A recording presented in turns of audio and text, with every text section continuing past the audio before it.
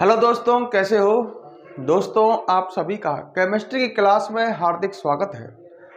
दोस्तों, मेरा नाम संतोष साहू है और हम पढ़ रहे हैं 11th क्लास की केमिस्ट्री सब्जेक्ट का चैप्टर नंबर 1, जिसका नाम है रसायन विज्ञान की मूलभूत अवधारणाएं, बेसिक कंसेप्ट्स ऑफ केमिस्ट्री। दोस्तों, मैं लास्ट क्लास में जो टॉपिक पढ़ाया था वहीं से स्टार्ट करता हूं। हमने पढ़ा था द्रव्य का रासायनिक वर्गीकरण। ध्यान है आपको, उम्मीद करता हूं आपने घर पर बहुत अच्छी तरह से इसको क्लियर कर लिया होगा।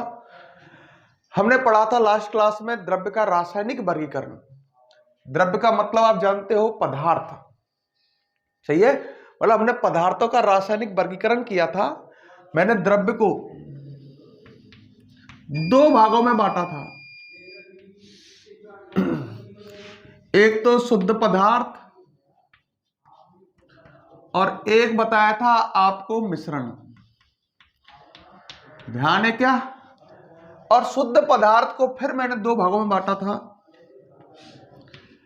तत्व और यौगिक।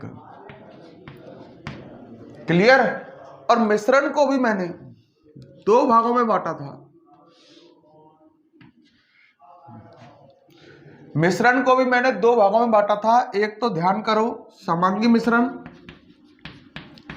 और एक विषमांगी मिश्रण।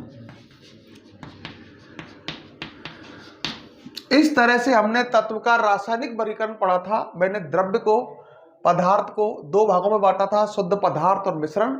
और शुद्ध पदार्थ को भी फिर मैंने आगे वर्गीकृत किया था तत्व और यौगिक में। मिश्रण को भी मैंने आगे वर्गीकृत किया था समांगी मिश्रण और विषमांगी मिश्रण में। आपको ध्यान होगा शुद्ध पदार्थ क्या होते हैं, बताओ। जो एक जैसे अवयवी कणों से बने होते हैं।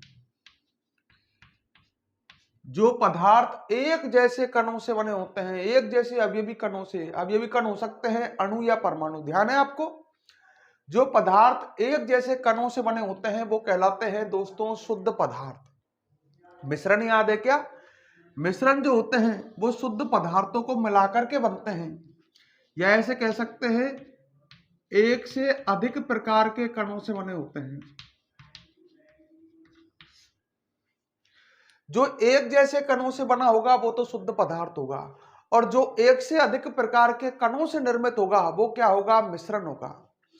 शुद्ध पदार्थ को मैंने दो भागों में बांटा था, तत्व और यौगिक।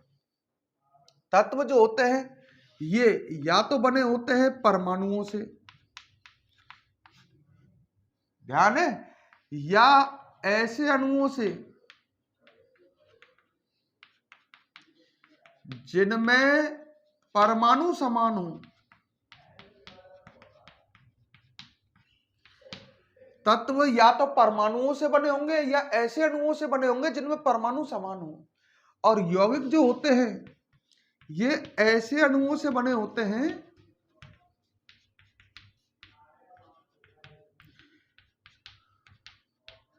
जिनमें परमाणु भिन्न हो, मतलब परमाणु समान न हो।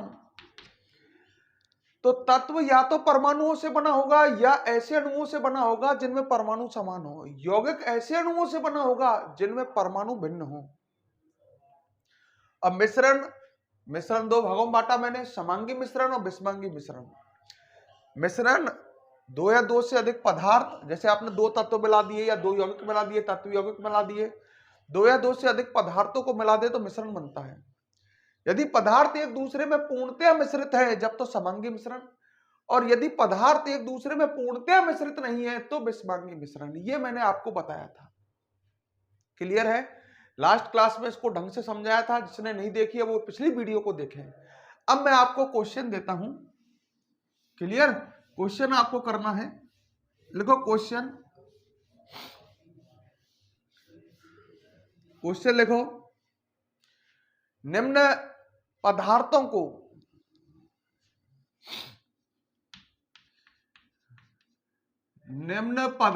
को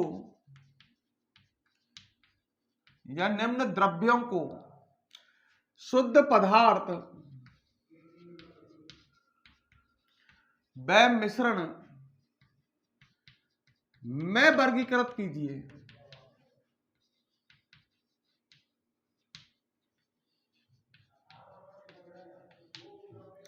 निम्न पदार्थों को शुद्ध पदार्थ व मिश्रण में वर्गीकृत कीजिए। अब मैं कुछ पदार्थ बोलने वाला हूं। नंबर 1 ग्रेफाइट, दूध, पहले देख लो आप बोर्ड पर, पीछे आप करना। पीतल, तांबा, शरबत, आइसक्रीम,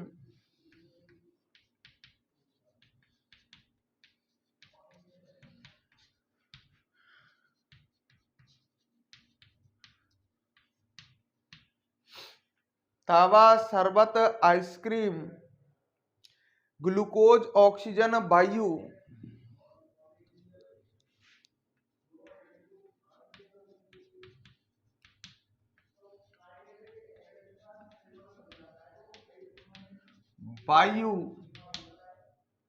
और 24 कैरेट गोल्ड। मैंने ये दिया आपको, इन सबको आपको बांटना है शुद्ध पदार्थ और मिश्रण में। मतलब आपको इनमें से छांटना है कौन सा शुद्ध पदार्थ है और कौन मिश्रण है। शुरू हो जाओ।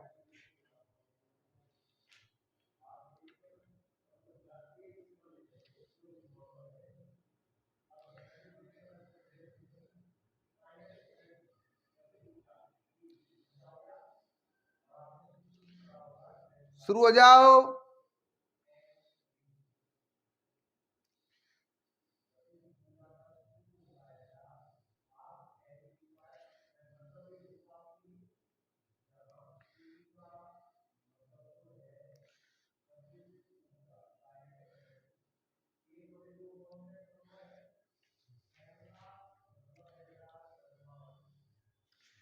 शुद्ध पदार्थ और मिश्रण में वर्गीकृत करना है, इसमें से छांटना है आपको कि शुद्ध पदार्थ कौन सा है और मिश्रण कौन सा है।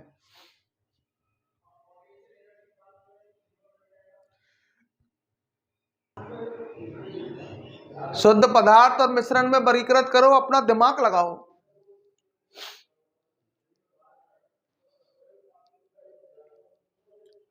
देखो इनमें शुद्ध पदार्थ कौन सा है, मिश्रण कौन सा है।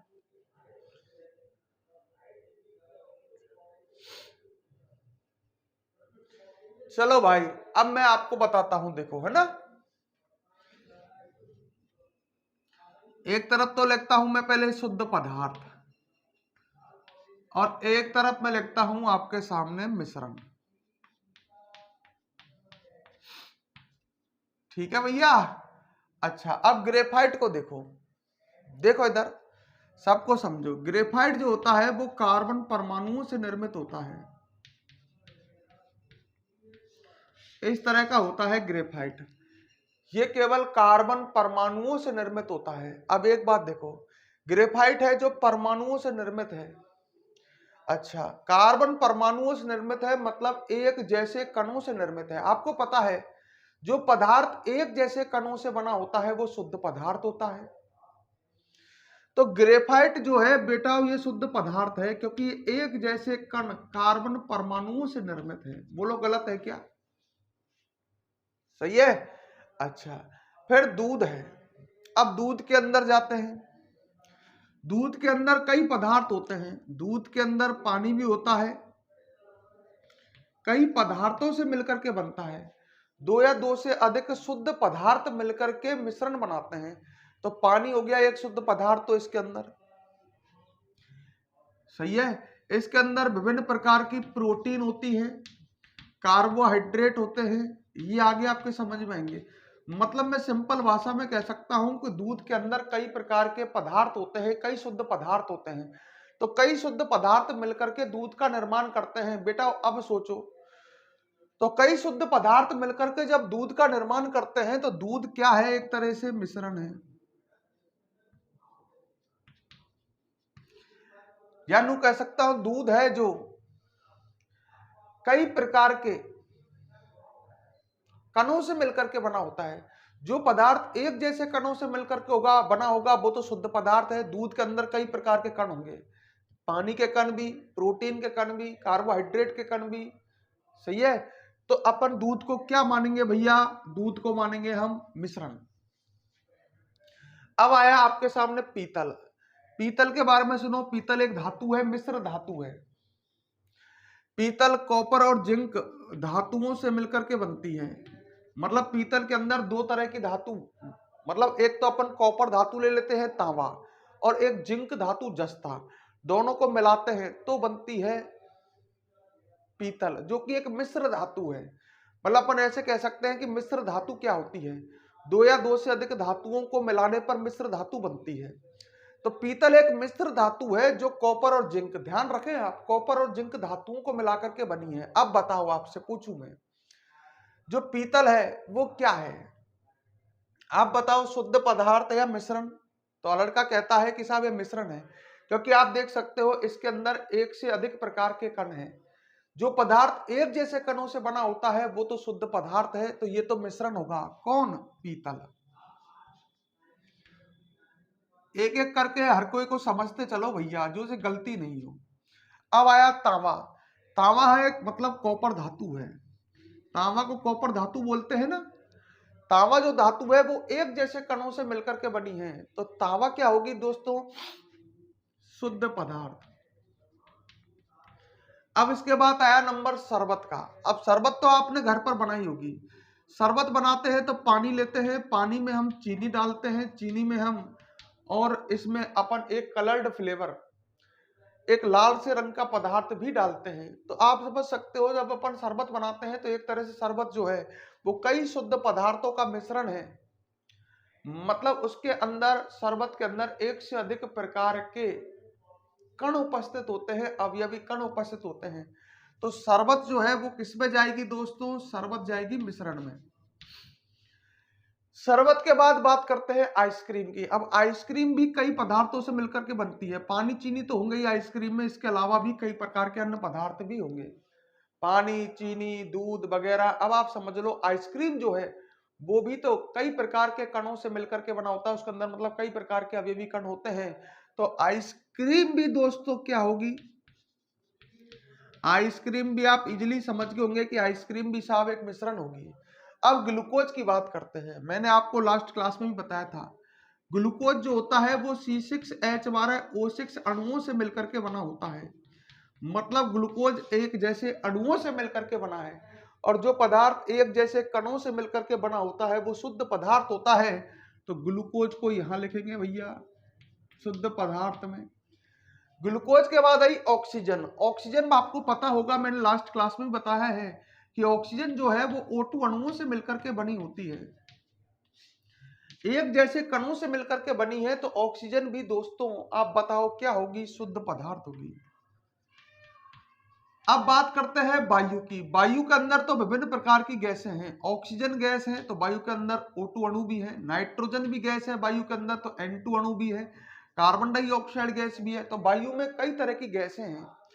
तो वायु जो होती है वो कई प्रकार के कणों से मिलकर के बनी होती है। तो वायु किस में जाएगी? मिश्रण में। अच्छा, अब 24 carat gold. 24 carat gold, gold मतलब सोना धातु। सोना धातु Au परमाणुओं से बनी होगी। ये गोल्ड के परमाणु हैं, सही है। सोना धातु Au परमाणुओं से बनी होगी। 24 कैरेट गोल्ड है, इसका मतलब प्योर गोल्ड है। अगर वो कहता 22 कैरेट गोल्ड, तो 22 कैरेट का मतलब उसमें कुछ मात्रा में तांबा भी मिक्स है। आभूषण जब बनाए जाते हैं तो उनमें 22 कैरेट गोल्ड काम में लिया जाता है। अगर इसमें कॉपर, अगर वो कहता 22 कैरेट गोल्ड, मतलब ये एक मिश्र धातु बन गई। किसकी? 22 कैरेट गोल्ड सोना धातु की और कॉपर धातु की मिश्र धातु बन जाती वो। जब तो वो मिश्रण में जाती, पर ये तो 24 कैरेट गोल्ड है, मतलब प्योर गोल्ड है, और प्योर गोल्ड है तो EU परमाणु होंगे, एक ही प्रकार के इसके अंदर कण होंगे, तो 24 कैरेट गोल्ड भी किस में जाएगा? शुद्ध पदार्थ में। तो ये समझ के आ गया? कोई समस्या है क्या? क्लियर है? क्लियर है तो इसको फटाफट आप नोट करें, फिर मैं आपको नेक्स्ट क्वेश्चन दूंगा। अब आपको खुद करना है, देख लेना कितनों ने सही किया था और कितनों ने गलत किया था। फटाफट नोट करें।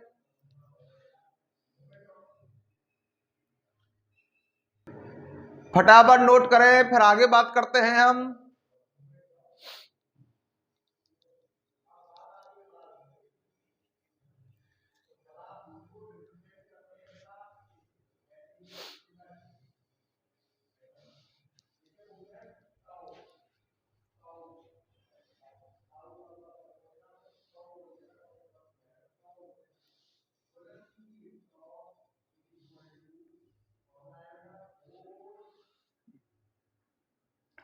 कर लिया? जल्दी करो, फिर एक क्वेश्चन और दूंगा आपको जिससे आपके समझ में आए।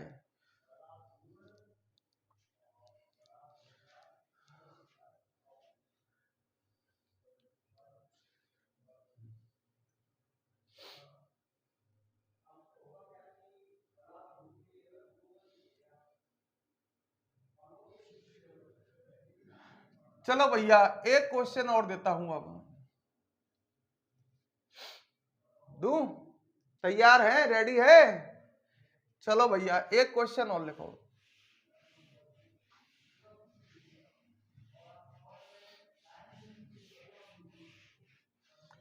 क्वेश्चन है, निम्न लिखित को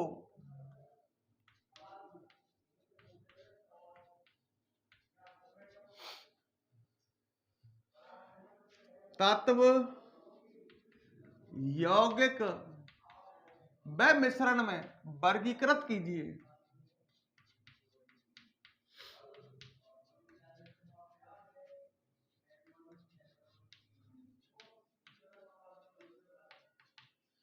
तत्व, यौगिक और मिश्रण, मतलब जो भी मैं आपके सामने लिखूंगा आपको देखना है कि कौन सा उसमें तत्व है, कौन यौगिक है और कौन मिश्रण है। क्लियर? तो स्टार्ट करते हैं। संगमरमर,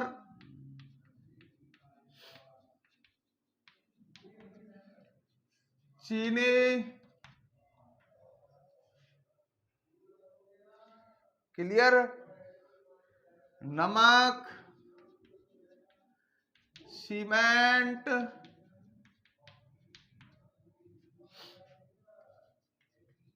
वायु, कोल्ड ड्रिंक, पारा, एल्यूमिनियम,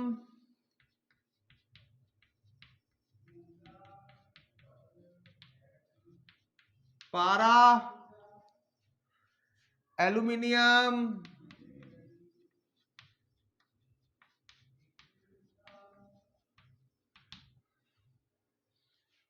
ठीक है, हाइड्रोजन, सोडियम,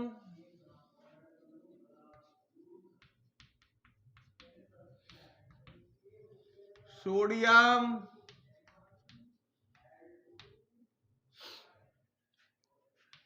गंधक का तेजाब, गंधक का तेजाब दिया है,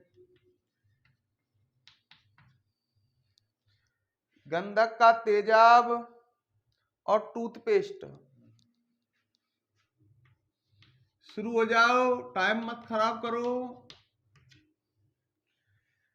तत्व या छांटने हैं, इसमें यौगिक छांटने हैं और आपको मिश्रण छांटना है।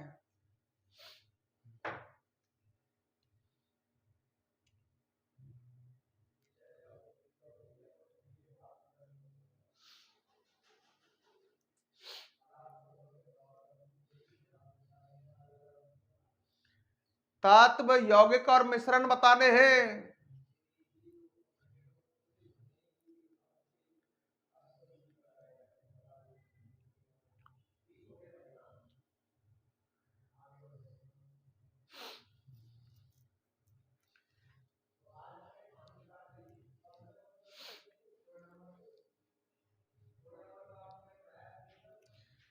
हाँ जल्दी कर लो भैया।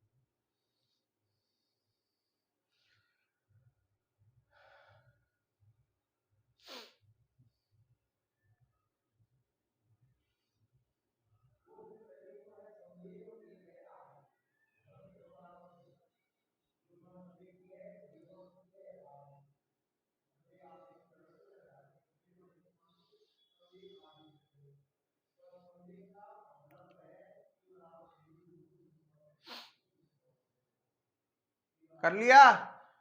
चलो भैया, अब इधर देखो, देखो अपनी नॉलेज बढ़ा रहे हैं ये। हमारे आसपास पाए जाने वाले ये सब है, ये हमारे आसपास उपस्थित हैं। अब हमें ये पता होना चाहिए कि भाई कौन सा तत्व है, कौन सा यौगिक है और कौन सा मिश्रण है।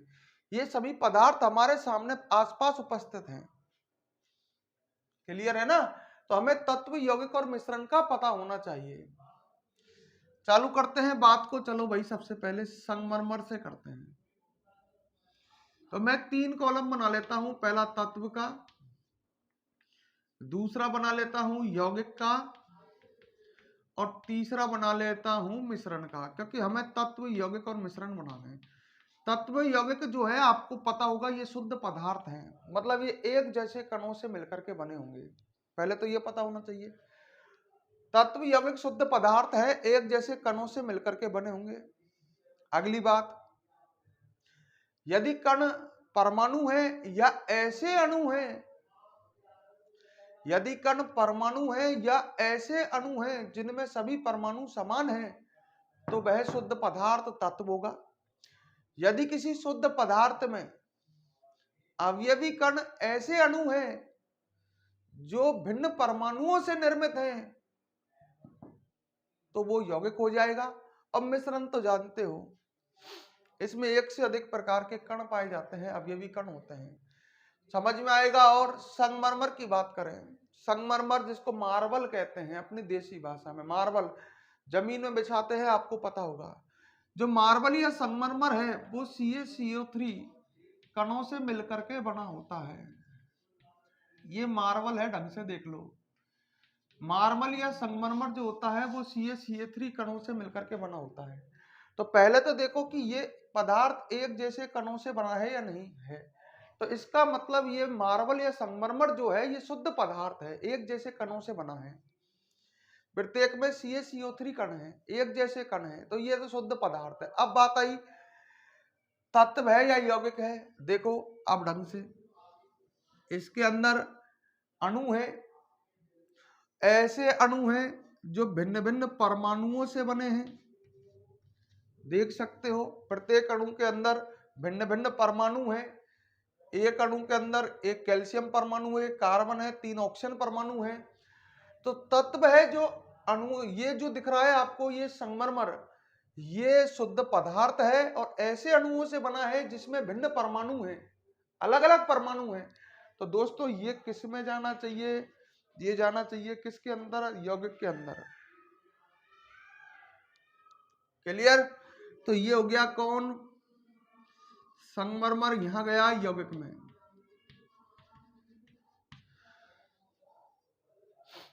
क्लियर? अच्छा, अब बात आगे करते हैं। नेक्स्ट पर बढ़ो आप। नेक्स्ट है चीनी। चीनी के अंदर आपको पता होगा, मैंने बताया है। इधर देखते चलो, हर चीज को समझते हुए बढ़ो। चीनी बना होता है C12H22O11 परमाणुओं से, कणों से। अणुओं से बना है चीनी। चीनी भी एक शुद्ध पदार्थ है, एक जैसे कणों से बना है, बगल में देख लो। चीनी है शर्करा, एक जैसे कणों से निर्मित है, शुद्ध पदार्थ है। अच्छा, इसमें कण कौन है? अणु। ऐसे अणु है जो आप देख सकते हो एक से अधिक प्रकार के, मतलब भिन्न परमाणुओं से बने हैं। इसमें 12 कार्बन है, 22 हाइड्रोजन है, 11 ऑक्सीजन है। तो ये पदार्थ चीनी अणुओं से बना है और ऐसे अणुओं से बना है जो भिन्न परमाणुओं से निर्मित हैं। तो ये भी किस में जाएगा? यौगिक में जाएगा। नमक, नमक के अंदर हम ऐसे समझ लो आप NaCl, नमक के अंदर Na और Cl मान लो या NaCl मान लो, सही है। तो नमक को भी हम किस में रखेंगे? नमक को भी हम रखेंगे यौगिक में। बोलो गलत है क्या? ढंग से देख लो। अब बात करते हैं जब गलती होती है सीमेंट की। सीमेंट जो होता है दोस्तों वो कई पदार्थों से मिलकर के बनता है। सीमेंट के अंदर मिट्टी होती है, मिट्टी का फॉर्मूला है SiO2 जिसे सिलिका कहते हैं। सीमेंट मिट्टी, सीमेंट के अंदर मिट्टी होती है। सीमेंट के अंदर कैल्शियम कार्बोनेट CaCO3 होता है और कई अन्य पदार्थ भी होते हैं। तो सीमेंट जो होता है वो कई पदार्थों का क्या होता है? मिश्रण होता है। भाई कई शुद्ध पदार्थ जैसे SiO2, सिलिका जिसको मिट्टी बोलते हैं, कैल्शियम कार्बोनेट आदि कई पदार्थों को मिलकर के क्या बनता है? सीमेंट बनता है। तो सीमेंट भी दोस्तों एक मिश्रण है, इसमें कई प्रकार के अवयवी कण उपस्थित हैं। जो एक से अधिक प्रकार के कणों से मिलकर के बना होगा वो कौन होता है? सीमेंट होता है। सही है। अब बात करते हैं वायु की। वायु के बारे में आप जानते हो, वायु में कई प्रकार की गैसें हैं। नाइट्रोजन गैस भी है, ऑक्सीजन गैस भी है, कार्बन डाइऑक्साइड गैस भी है, कार्बन मोनोऑक्साइड गैस भी है और भी कई गैसें हैं।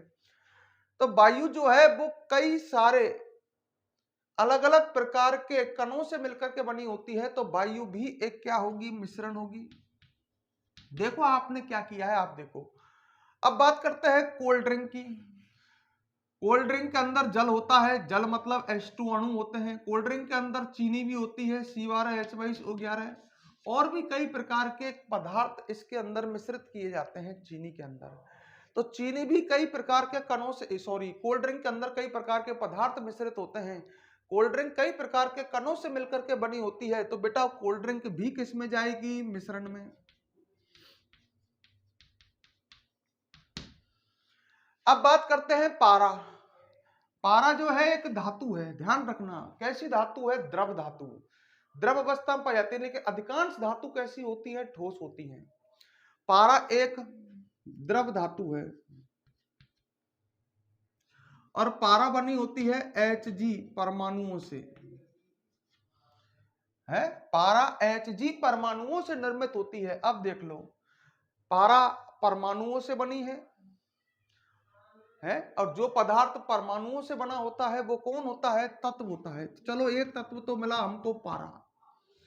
पारा के बाद आई एल्यूमिनियम। एल्यूमिनियम भी एक धातु है जो Al परमाणुओं से बनी होती है। अगर कोई पदार्थ परमाणुओं से निर्मित है तो वो क्या होगा? शुद्ध पदार्थ होगा। तो हम यहां पर एल्यूमिनियम भी लिख सकते हैं। सही है। अच्छा, अब आया बात हाइड्रोजन का। हाइड्रोजन गैस है जो H2 अणुओं से बनी होती है। अब ये बताओ किस में जाएगी? ये एक जैसे कणों से बन रहा है हाइड्रोजन, मतलब ये है तो शुद्ध पदार्थ। इसमें कण कौन है? परमाणु है, वो अणु है। ऐसे अणु है जो समान परमाणुओं से बन रहे हैं। हाइड्रोजन के अंदर अणु है पर ऐसे अणु है जिसमें परमाणु समान है, 2H। तो ये भी किस में जाएगा? तत्व में। इसके बाद सोडियम। सोडियम एक धातु का नाम है। सोडियम धातु होती है, आगे धीरे धीरे सीखोगे हर चीज को, जिसमें Na परमाणु होते हैं, सोडियम परमाणु होते हैं। तो ये परमाणुओं से निर्मित है। तो आप आइडिया लगा सकते हो कि ये भी कौन होगा? तत्व होगा। गंधक का तेजाब, गंधक का तेजाब बोलते हैं सल्फ्यूरिक अम्ल को, H2SO4 को। गंधक का तेजाब H2SO4 सल्फ्यूरिक अम्ल को बोलते हैं। जो H2SO4 अणुओं से निर्मित होगा तो है तो शुद्ध पदार्थ, ये एक जैसे कणों से बना है। ये कण अणु है और अणु के अंदर आप देख सकते हो भिन्न भिन्न परमाणु हैं। तो ये किस में जाएगा? यौगिक में जाएगा। कौन? गंधक का तेजाब। खुद का दिमाग लगाओ भाई, हर चीज को समझो, रटो नहीं, समझो। अब बात करते हैं टूथपेस्ट की। टूथपेस्ट एक मिश्रण है, इसमें कई पदार्थ होंगे, जल होगा, दांतों के मजबूती के लिए कैल्शियम कार्बोनेट वगैरह होंगे इसके अंदर, अन्य कई पदार्थ भी होते हैं टूथपेस्ट के अंदर। तो ये एक टूथपेस्ट जो होता है वो कई शुद्ध पदार्थों से बनता है, तो टूथपेस्ट एक मिश्रण होगा। तो मैंने ये इतने सारे एग्जाम्पल लिखे, शायद आपके समझ में आए इस वजह से। क्लियर है? तो नोट करें, फिर हम आगे बढ़ेंगे।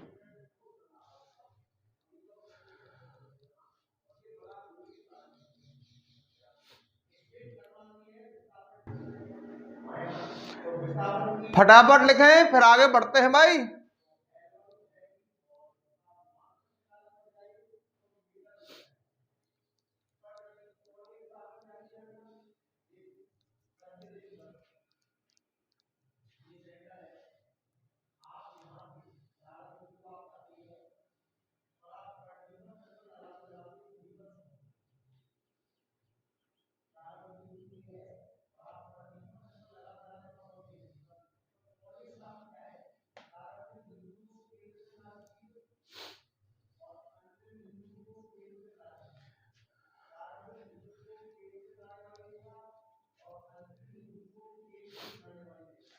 चलो भैया आगे बढ़ते हैं ना, नेक्स्ट टॉपिक की ओर।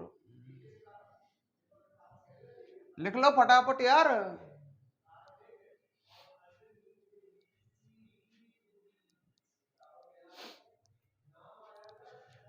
अब हम आगे बढ़ते हैं।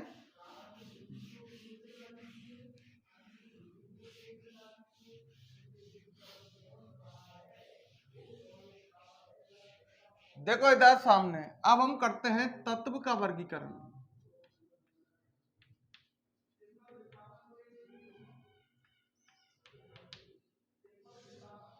कि तत्व क्या होते हैं, तत्वों को आगे वर्गीकृत कर रहे हैं। अब इतना तो आप जानते हो कि तत्व शुद्ध पदार्थ होते हैं। तत्व परमाणुओं से या ऐसे अणुओं से बने होते हैं जिनमें परमाणु समान हो। तो तत्व का वर्गीकरण कर रहे हैं अपन। क्लियर? देखो इधर तत्व जो है दोस्तों, इनको 3 भागों में बांट सकते हैं। तत्व 3 प्रकार के होते हैं भाई, ध्यान रखना, ये आपने सुने हैं, धातु, अधातु और उपधातु। ये तत्व के प्रकार हैं। आपने सुना होगा वर्तमान आवर्त सारणी जो है, जो किताबों में छपी होती है, उसमें लगभग 118 तत्व हैं। तो 118 तत्व है, मतलब उसमें तीनों चीजें हैं। तत्व 3 तरह के होते हैं ना, धातु, अधातु और उपधातु। क्लियर? तो एक काम करो, तत्व का वर्गीकरण डाल करके ऐसे बना लो, फिर हम इनको पढ़ेंगे। धातु, अधातु और उपधातु को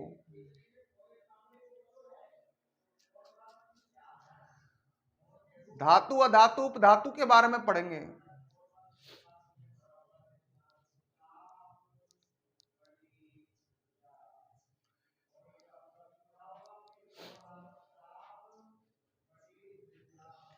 चलो भैया लिख लिया होगा। सबसे पहले बात करते हैं धातु की।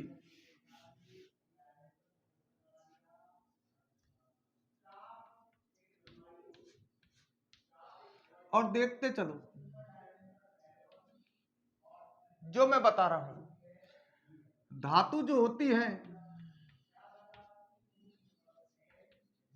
चमकदार होती है।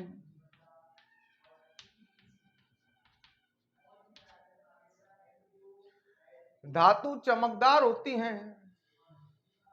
सही है? ये सब आप जानते हो, मतलब धातु कोई भी देखी होगी आपने, सोना, चांदी, धातु, कोई भी धातु देखी होगी उसमें शाइनिंग होती है, चमक होती है, तो धातु चमकदार होती है। नेक्स्ट बात, सामान्यतया धातु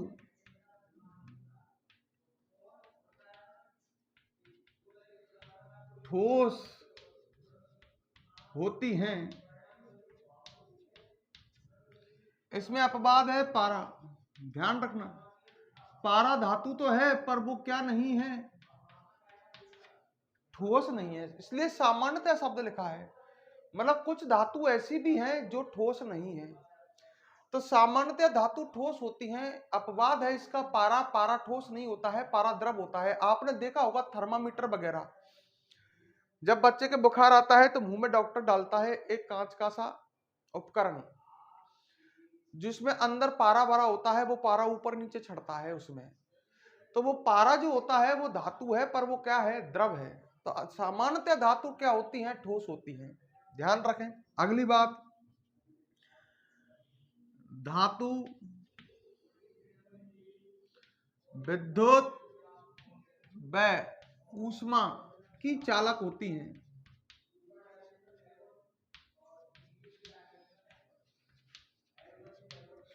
इसका मतलब समझ लो, जैसे कोई धातु है आपके पास, ये कोई धातु है, कोई धातु का तार है, अब ये आपको पता है विद्युत का तो चालक होता ही है। अरे इन तारों के द्वारा ही तो विद्युत धारा प्रवाहित होती है। विद्युत का चालक मतलब इसमें से विद्युत का प्रवाह हो जाता है, विद्युत का मतलब विद्युत धारा का। तो धातु जो होती है वो विद्युत की चालक होती है, उनमें से विद्युत धारा का आसानी से प्रवाह हो जाता है। क्लियर। और अगली बात, धातु जो है वो ऊष्मा की चालक होती है। आपने देखा होगा अगर मैं इस सिरे के को गर्म करूं इसका, तो ये सिरा भी अपने आप धीरे धीरे गर्म हो जाएगा। कोई धातु है उसके इस सिरे को गर्म करूं तो ऊष्मा का प्रवाह होगा इसके अंदर, मतलब ऊष्मा यहां से इधर की ओर चलेगी, तो धीरे धीरे पूरी धातु गर्म हो जाएगी। इसका मतलब धातु जो है वो ऊष्मा की भी चालक होती है, ध्यान रखें आप। अगली बात, धातु जो होती है, धातु जो होती है आघात वर्धनीय व तन्य होती है। आघात वर्धनीय व तन्य होती है, अर्थात धातु की चादर व तार बनाए जा सकते हैं।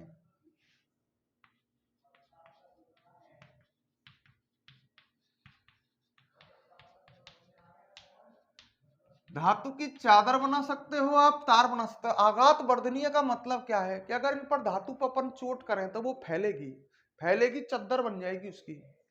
कोई भी धातु का टुकड़ा है, अगर इसमें मैं मारूं, आघात करूं, आघात करने पर वर्धनीय, वर्धनीय मतलब बढ़ेगी। धातु पर जब आप आघात करोगे तो वो बढ़ेगी, बढ़ेगी मतलब फैलेगी। धातु ऐसी होती है। तन्य होती है मतलब इनमें से अपन तार बना सकते हैं आसानी से। तन्य, तार आराम से खींच सकते हैं इनमें से हम। तो धातु आघात वर्धनीय होती हैं, तन्य होती हैं। सही है। तो ये सभी बातें आप धातु के बारे में जानते हो, मैंने कोई नई बात नहीं बताई है। उदाहरण, उदाहरण भी हम कई लिख सकते हैं इसके। धातु के उदाहरण आप जानते हो, जैसे सोना है, चांदी, तांबा, लोहा, ये सब आप जानते हो जो इसके एग्जाम्पल लिख सकते हो। एल्यूमिनियम आदि, ये सभी आप जानते हो, मैं कोई नई बात तो बता ही नहीं रहा हूं। सोना, चांदी, तांबा, लोहा, एल्यूमिनियम आदि, ये सभी कौन है, धातु हैं। तो धातु के बारे में कोई नई चीज तो हमने सुनी नहीं है। तो ये सब आप जानते हो कि धातु ठोस होती हैं, धातु विद्युत और ऊष्मा की चालक होती है, धातु चमकदार होती हैं, धातु आघात वर्धनीय व तन्य होती हैं, धातु की चादर व तार बना सकते हैं। तो कोई नई बात नहीं लिखी बताई मैंने, तो आप इन्हें लिख लीजिए, बहुत ही आसानी से आप जानते हो इन्हें। फटाफट नोट करें फिर हम आगे बढ़ेंगे।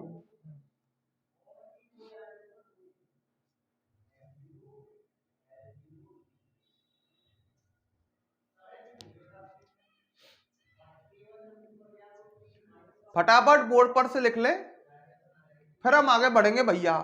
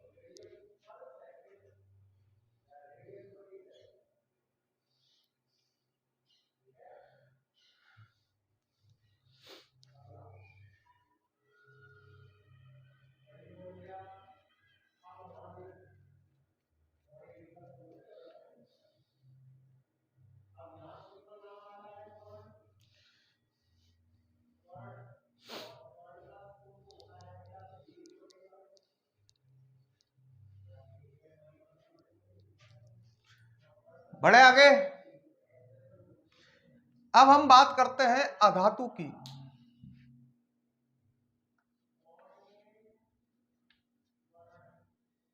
और इधर देखो आप,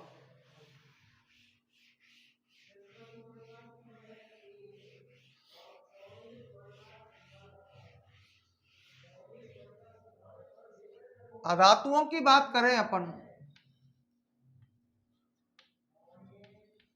अधातु जो होती है ठोस, द्रव व गैस, तीनों अवस्थाओं में मिलती हैं।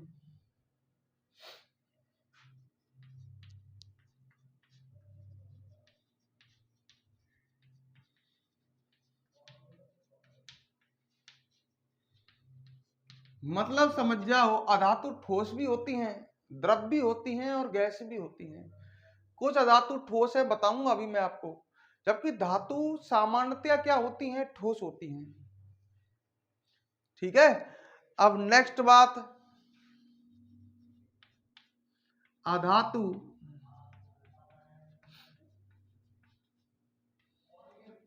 विद्युत व ऊष्मा की चालक नहीं होती हैं।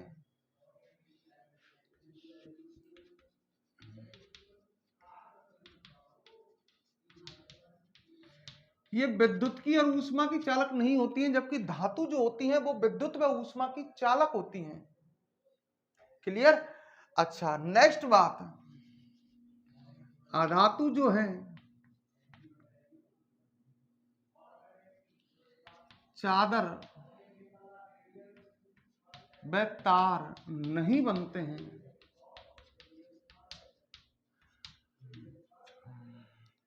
अधातु के चादर और तार नहीं बना सकते आप। ठीक है। मतलब कोई अधातु है तो धातु के तो तार और चादर बना सकते हैं, इनके नहीं बना सकते। मतलब विपरीत गुण है अधातुओं में। इसके एग्जाम्पल देखो, सल्फर मैं लिख देता हूं जिससे आपको याद रहे, ये ठोस होती है, अधातु है, ठोस है ये। फास्फोरस ये भी ठोस है, ये भी अधातु है पर कैसा है, ठोस है। ब्रोमीन ये भी अधातु है पर कैसा है, ये द्रव है। मैंने कहा ये तीनों अवस्थाओं में पाई जाती हैं।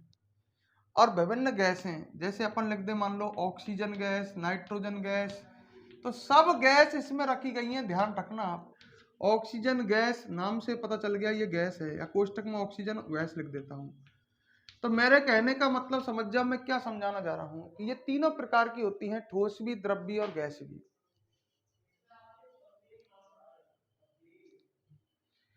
सही है क्या। तो बड़े ध्यान से देख लो, इसमें कोई ऐसी कठिन बात नहीं है, आपके इजीली समझ में आ जाएगी। तो आप फटाफट इसको नोट करें, फिर हम आगे बढ़ते हैं।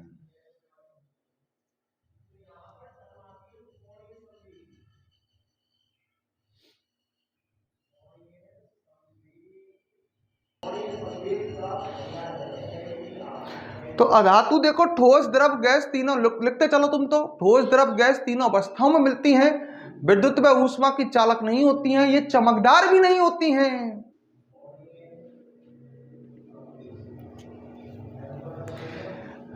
अब आप खुद ही बताओ, क्या वायु में करंट आता है? नहीं आता, क्योंकि वायु के अंदर गैस है, और गैस होती है वो विद्युत की चालक नहीं होती, इसलिए तो करंट नहीं आता, नहीं तो सभी चिपक जाते हैं, सभी लोग बात।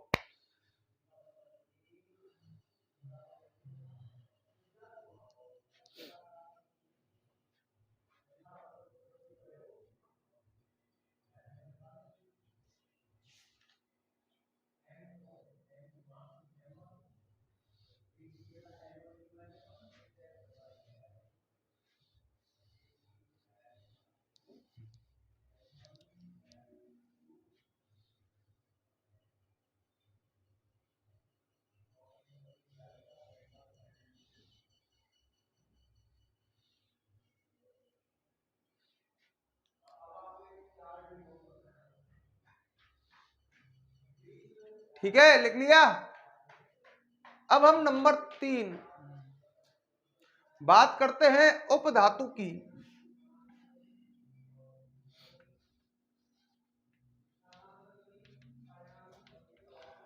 हाँ भैया, उपधातु की बात करें तो उपधातु में कुछ गुण तो होते हैं धातुओं के और कुछ गुण अधातुओं के। मतलब सिंपल भाषा में कहूं, इनमें धातु व अधातु दोनों के गुण मिलते हैं।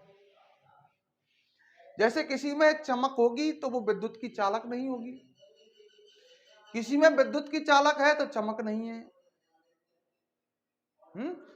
कोई ठोस होगी, देखो ठोस गुण होता है धातुओं का।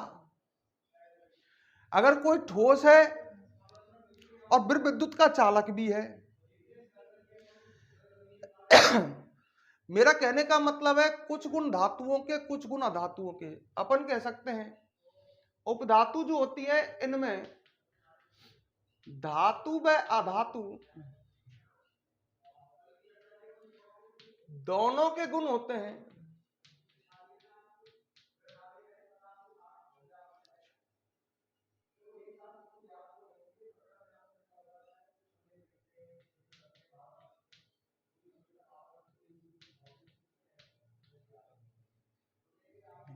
सही है, इनमें धातु व अधातु दोनों के गुण होते हैं।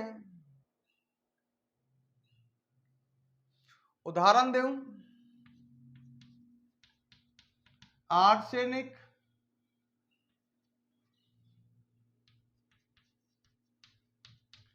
एंटीमनी आदि। अभी तो इतने ही याद कर लो। देखो एंटीमनी जो है इसके तार बनाए जा सकते हैं, चादर बनाई जा सकती है, तो ये गुण किसका है? इसमें धातु का है। पर यह ठोस होता है, विद्युत का चालक नहीं होता, कुचालक होता है। तो इससे आपका आइडिया लगा सकते हो कि ये विद्युत का कुचालक होता है, तो ये गुण किसका है? इसमें अधातु का। तो इनमें धातु व अधातु दोनों के गुण होते हैं। पहले तत्वों को लेवोसियर ने दो ही भागों में बांटा था, धातु और अधातु को। बाद में अब जिनमें दोनों के गुण पाए जाते हैं, जिनमें धातु अधातु दोनों के गुण पाए जाते हैं, उनको कुछ गुण धातुओं के कुछ गुण अधातुओं के, उनको अब किस में रख रहे हैं अपन? उपधातु में। पहले तत्वों को दो ही भागों में बांटा गया था, धातु और अधातु में। आजकल उपधातु और आ गए हैं। तो नोट करें फटाफट, फिर हम आगे बढ़ते हैं।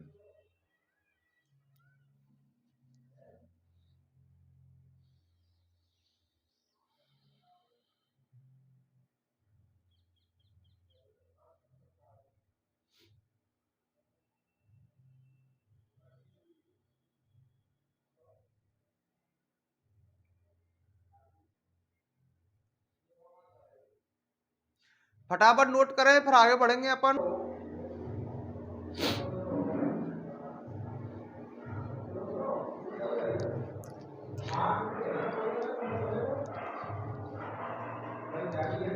क्लियर? तो एक वर्गीकरण कंप्लीट हो चुका है।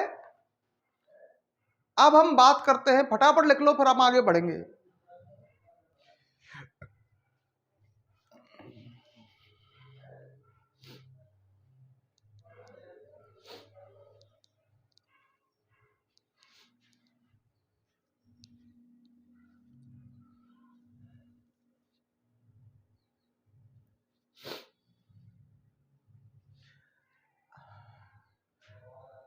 अब हम आगे बढ़ते हैं, अब नेक्स्ट टॉपिक की ओर बढ़ते हैं।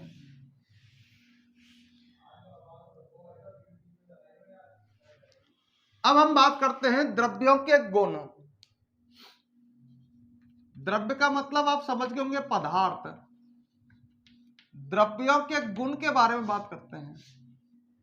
सुनो मेरी बात दोस्तों, द्रव्यों के दो गुण होते हैं, एक तो भौतिक गुण और एक रासायनिक गुण। मतलब द्रव्य जो होते हैं पदार्थ, उनके दो प्रकार के गुण हैं, एक तो भौतिक गुण और एक होता है कौन सा? रासायनिक गुण। तो प्रत्येक पदार्थ के गुणों को दो भागों में बांटा गया है, एक तो भौतिक गुण और एक रासायनिक गुण। हेडिंग डालो पहले, द्रव्यों के गुण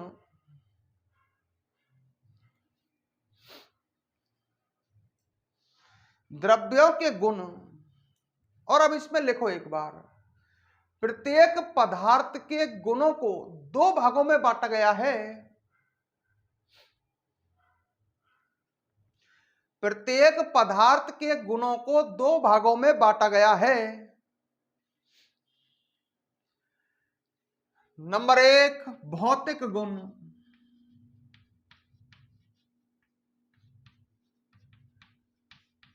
ठीक है। और दूसरा आपको आगे बताएंगे कौन सा, रासायनिक गुण। भौतिक गुण क्या होते हैं? वे गुण जिनका मापन पदार्थ के संगठन में परिवर्तन किए बिना किया जा सके। जैसे भाई ये कोई पदार्थ है, अब मान लो इसकी मैं लंबाई नापता हूं, सिंपल ही समझो। अब लंबाई में इसकी नाप रहा हूं, मान लो इसकी लंबाई आ रही है 20 सेंटीमीटर। अब बताओ मान लो ये कोई पदार्थ है, इसकी मैं लंबाई का मापन कर रहा हूं, इसकी लंबाई 20 सेंटीमीटर है। क्या इस पदार्थ का जो संगठन है, जैसे इस पदार्थ के मान लो अंदर एल्यूमिनियम परमाणु है, अब मैंने इस पदार्थ के संगठन में कोई परिवर्तन किया क्या? नहीं। मैंने लंबाई नापी, उससे पहले भी पदार्थ के अंदर एल्यूमिनियम परमाणु थे और बाद में भी पदार्थ के अंदर एल्यूमिनियम परमाणु है। तो पदार्थ का गुण है लंबाई। जब मैंने इसका मापन किया तो पदार्थ के संगठन में अर्थात इसके अंदर अणु और परमाणुओं में कोई चेंज नहीं हुआ, वे तो वैसे की वैसे ही रहे। तो लंबाई कौन सा गुण है? भौतिक गुण। मतलब पदार्थ का वह गुण जिसका मापन पदार्थ के संगठन में परिवर्तन किए बिना किया जा सकता है। मतलब जैसे ये पदार्थ है, दोबारा सुन लो, ये एल्यूमिनियम धातु है, मैंने इसकी लंबाई नापी 20 सेंटीमीटर आई, तो ये इसका एक गुण है लंबाई। पर जब मैंने ये गुण का इस गुण का मैंने मापन किया, क्या पदार्थ का संगठन बदला? नहीं, पहले भी एल्यूमिनियम परमाणु थे, अब भी एल्यूमिनियम परमाणु है। तो पदार्थ के ऐसे गुण जिनका मापन पदार्थ के रासायनिक संगठन में परिवर्तन किए बिना किया जा सके। दोबारा कहता हूं, पदार्थ के ऐसे गुण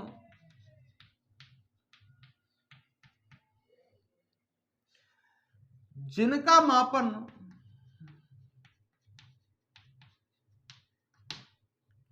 पदार्थ के ऐसे गुण जिनका मापन पदार्थ के रासायनिक संगठन में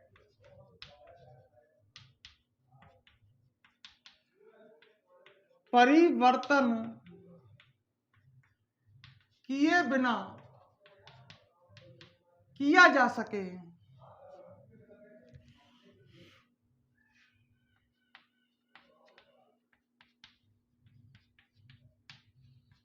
कौमा भौतिक गुण कहलाते हैं।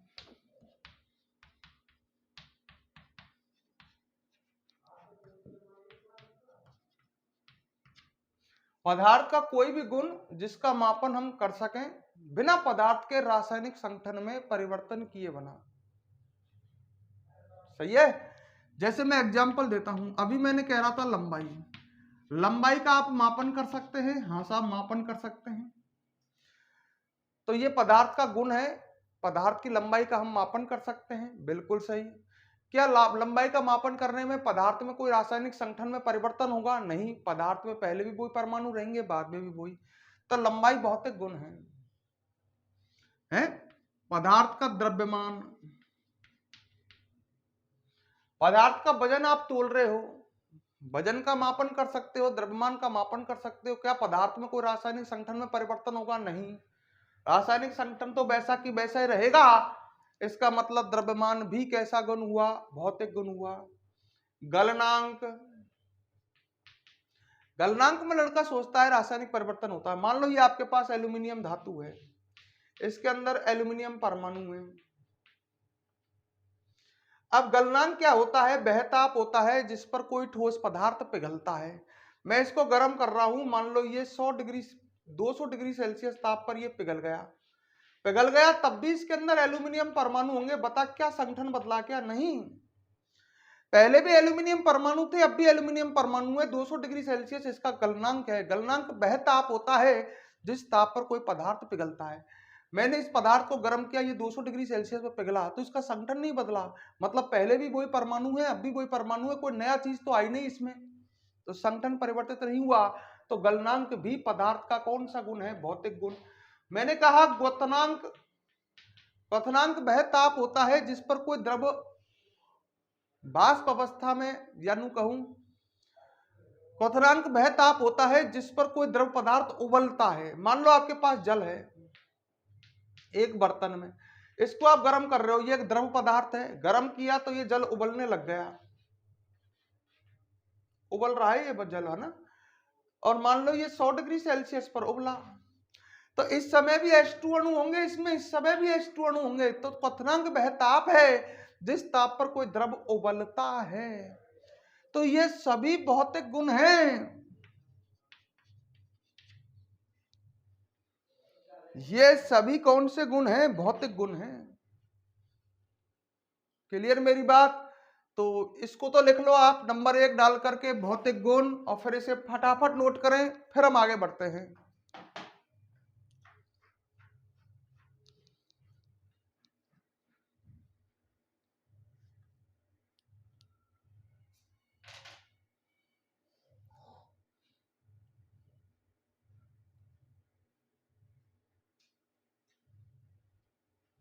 जल्दी नोट करें। अभी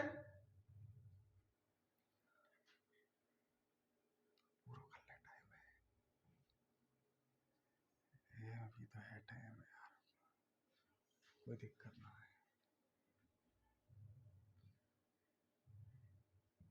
अब अपन और पढ़ते हैं एक गुण के बारे में जिसका नाम है रासायनिक गुण। चलो इसको लिखो पहले, फिर रासायनिक गुण की बात करेंगे।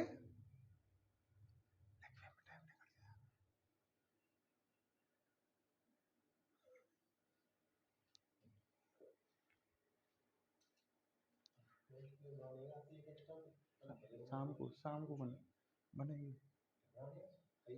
कन्फर्म है। क्लास कैंसिल, तुमने क्लास कैंसिल करवा दी तो वीडियो तो बनेगी। क्लास कैंसिल हो गई तो वीडियो तो बनेगी। बुलावे वाली उनने छोटे ने बुला रहे जो कर लियो, नोट कर लिया। अब रासायनिक गुण के बारे में इतना सुन लो अभी तो। रासायनिक गुण ऐसे गुण होते हैं जिनका मापन नहीं किया जा सकता। भौतिक गुण का तो मापन कर सकते हैं, मैंने लिख रहा है जब किसी पदार्थ के भौतिक गुण नापते हैं अपन तो उसका पदार्थ का रासायनिक संगठन परिवर्तित नहीं होता। मतलब भौतिक गुणों का तो मापन हो सकता है, पर जो रासायनिक गुण होते हैं दोस्तों, उन रासायनिक गुणों का कोई भी मापन नहीं होता है। तो हम इसमें एक बात लिख सकते हैं, नंबर 2 डाल करके लिखना चाहो तो, रासायनिक गुण पदार्थ के ऐसे गुण जिनका मापन नहीं किया जा सकता। वे गुण कौन से होते हैं? रासायनिक गुण। और एक बात और याद रख सकते हैं आप इसमें चाहे तो, कि जब रासायनिक गुण का मापन करते हैं, मतलब जब रासायनिक गुण देखते हैं किसी पदार्थ का, रासायनिक गुण का मापन तो होता ही नहीं है, पर जब किसी पदार्थ का हम रासायनिक गुण देखते हैं तो उसके रासायनिक संगठन में परिवर्तन जरूर होता है, मतलब उसका रासायनिक संगठन चेंज होगा। चलो भाई डिटेल में तो अगली क्लास में इसकी चर्चा को देखेंगे अपन। आज तो आप केवल भौतिक गुण ही पढ़ लीजिए, वीडियो ज्यादा लंबी हो जाएगी। अगली क्लास में हम रासायनिक गुण के बारे में पढ़ेंगे। ठीक है, घर पर पढ़ते रहिए, लापरवाही नहीं दें।